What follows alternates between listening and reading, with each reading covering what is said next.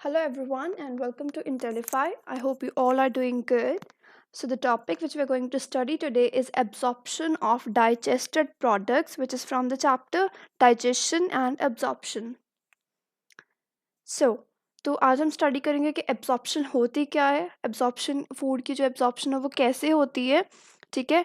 And different parts जो होते हैं डाइजेस्टिव सिस्टम के, उनमें एब्जॉर्प्शन की किन सब्सटेंसेस की एब्जॉर्प्शन होती है वहाँ पर, असिमिलेशन क्या होती है, इजेशन कैसे होती है, और डाइजेस्टिव सिस्टम के कुछ डिसऑर्डर्स क्या क्या होते हैं।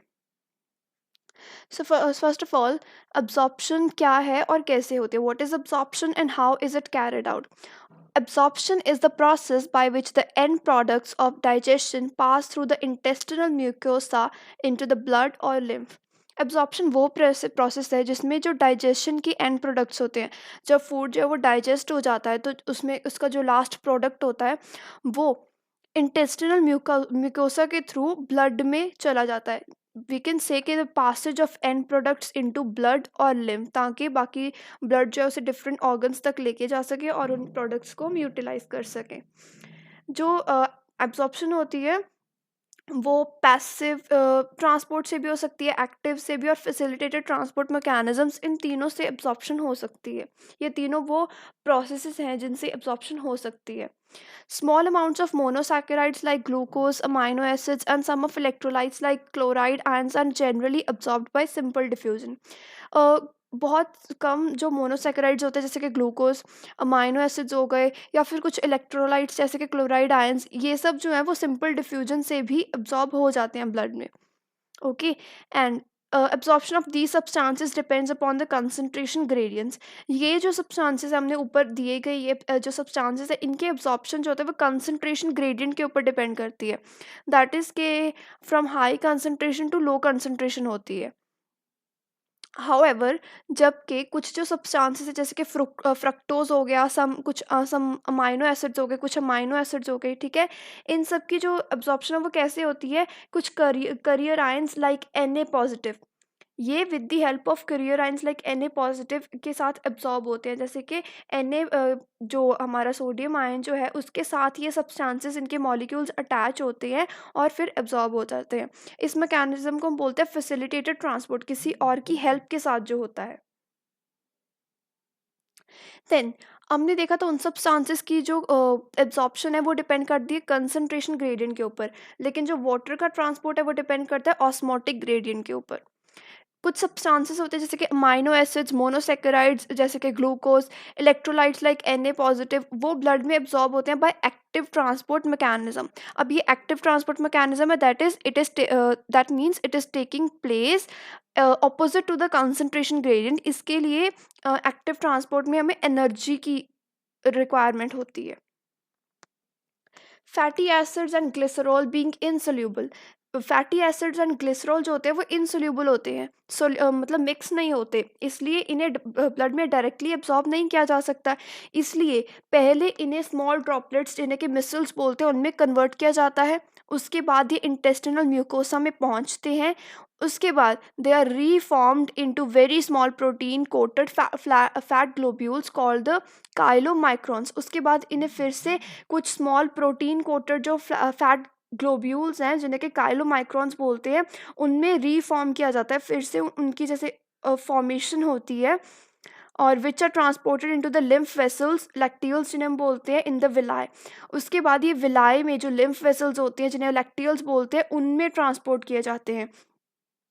ये फैटी एसिड्स एंड ग्लिसरॉल जो होते हैं पहले मिसल्स में कन्वर्ट किए जाते हैं, उसके बाद ये इंटेस्टिनल म्यूकोसा में पहुंचते हैं, उसके बाद ये रीफॉर्म किए जाते हैं small protein coated fat globules में, जिन्हें के काइलोमाइक्रॉन्स बोलते हैं। उसके बाद ये लिम्फ वेसल्स में एब्जॉर्ब होते हैं। ये जो लिम्फ वेसल्स होती हैं अल्टीमेटली इन सब्सटेंसेस को एब्जॉर्ब कर लेती हैं ब्लड स्ट्रीम में। नेक्स्ट, अब हम देखते हैं absorption in different parts of digestive system. Digestive system के डिफरेंट पार्ट्स, ये एलिमेंट्री कनाल के डिफरेंट पार्ट्स है, इनमें किन किन सब्सटेंसेस की एब्जॉर्प्शन होती है। Mouth, stomach, small intestine, large intestine, इन सब सब्सटेंसेस के थ्रू एब्जॉर्प्शन सब ऑर्गन्स के थ्रू एब्जॉर्प्शन होती है, लेकिन जो मोस्ट ऑफ द एब्जॉर्प्शन होती है वो स्मॉल इंटेस्टाइन में होती है। अब हम देखते हैं कि माउथ में किन किन सब्सटेंसेस की एब्जॉर्प्शन होती है। Certain drugs coming in contact with the mucosa of mouth and lower side of the tongue are absorbed into the blood capillaries lining them. कुछ ड्रग्स, सर्टेन जो ड्रग्स हैं जो कि माउथ की म्यूकोसा या फिर टंग की लोअर साइड के कांटेक्ट में आते हैं, उन्हें वहाँ से जो ये म्यूकोसा है माउथ का या फिर टंग की लोअर साइड के नियर जो भी ब्लड कैपिलरीज होती है उनके साथ में उनमें इन ड्रग्स को एब्जॉर्ब कर लिया जाता है। स्टमक में वाटर की, सिंपल शुगर्स, अल्कोहल, इन सब की एब्जॉर्प्शन होती है स्टमक में। स्मॉल इंटेस्टाइन प्रिंसिपल ऑर्गन है न्यूट्रिएंट्स के एब्जॉर्प्शन के लिए। The digestion is completed here and the final products of digestion such as glucose, fructose, fatty acids, glycerol and amino acids are absorbed through the mucosa into the bloodstream and lymph. ये जो सब products हैं हमने पढ़े हैं अभी, glucose, fructose, fatty acids, glycerol, amino acids, इन सब की डाइजेशन भी स्मॉल इंटेस्टाइन में होती है और उसके बाद इनकी एब्जॉर्प्शन भी स्मॉल इंटेस्टाइन की म्यूकोसा के थ्रू होती है। ब्लड स्ट्रीम में ये और लिम्फ में ये एब्जॉर्ब कर लिए जाते हैं। लार्ज इंटेस्टाइन में कुछ वाटर की एब्जॉर्प्शन हो जाती है, कुछ मिनरल्स की भी और ड्रग्स की भी। ड्रग्स दैट इज हमारी जो मेडिसिन वगैरह होती हैं। Next, these are two terms, assimilation and egestion. The absorbed substances finally reach the tissues which utilize them for their activities. This process is called assimilation. अब जब substances जो है digested products हैं वो absorb कर लिए intestine ने, उसके बाद वो blood के through different different tissues में पहुंचते हैं और ये जो tissues हैं फिर इनको utilize करते हैं, use करते हैं इन absorbed substances को और इस process को बोलते हैं assimilation. Egestion में क्या होता है, जो डाइजेस्टिव वेस्ट होते हैं, अब बहुत सारे प्रोडक्ट्स जो हैं उनकी डाइजेशन के बाद जो बच गए, जो डाइजेस्ट नहीं हुए, अब्सॉर्ब नहीं हुए, जो रिक्वायर्ड नहीं थे बॉडी को, या वो उनको क्या कर लिया जाता है, सॉलिडिफाइड इनटू कोहेरेंट फीसेस में उन्हें सॉलिडिफाई कर लिया जाता है। वो सब वेस्ट को सॉलिडिफाई कर लिया जाता है in the form of faeces rectum में उनको सॉलिडिफाई कर लिया जाता है और ये जो वेस्ट है फिर कुछ न्यूरल रिफ्लेक्सेस इनिशिएट करते हैं जो कि बताती हैं ह्यूमन बॉडी को कि ये जो प्रोडक्ट्स हैं, अब सॉलिडिफाइड वेस्ट है, इनको रिमूव करना चाहिए, कॉजिंग एन अर्ज और डिज़ायर फॉर इट्स रिमूवल। इस प्रोसेस को हम बोलते हैं इजेशन। जब वो रिमूव होते हैं बॉडी से, जो इजेशन है फीसिस की to the outside through the anal opening, defecation, वो एक वॉलंटरी प्रोसेस होता है, okay, and it is carried out by mass peristaltic movement. अब हम रीड करते हैं कि डाइजेस्टिव सिस्टम के कुछ डिसऑर्डर्स क्या हैं, कुछ डिजीजेस क्या हैं डाइजेस्टिव सिस्टम से रिलेटेड।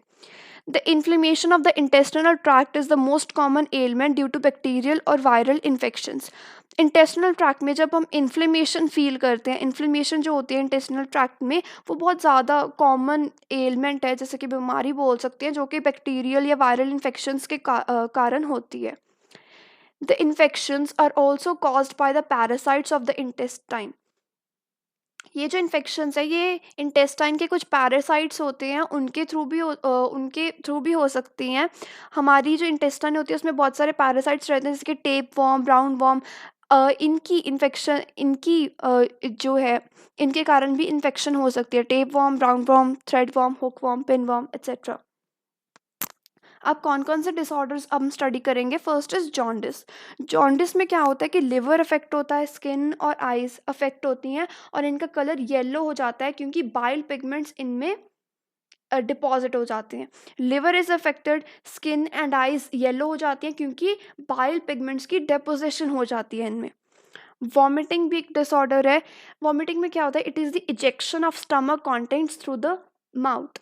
जब स्टमक में हमारे जो कंटेंट्स पड़े हैं वो डाइजेस्ट नहीं हो रहे हैं, जब वो माउथ के थ्रू इजेक्ट होते हैं, बाहर आते हैं, तो उसे हम बोलते हैं वॉमिटिंग।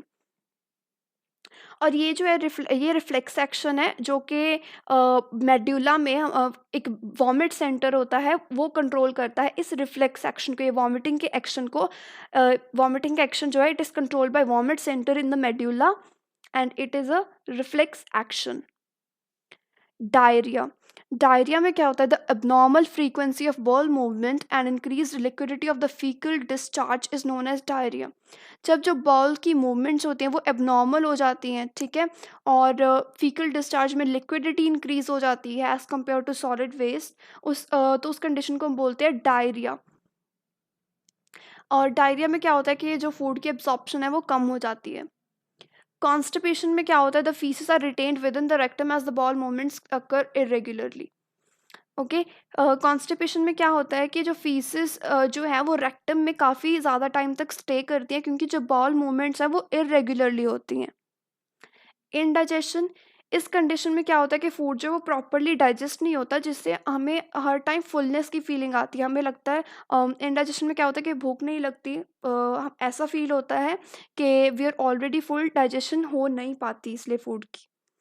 और इंडाइजेशन के कॉजेज़ क्या-क्या हैं? इनएडिक्वेट एंजाइम सीक्रेशन, या तो जो एंजाइम्स हैं वो इनएडिक्वेट सीक्रेट हो रही हैं, प्रॉपर नहीं हो रही।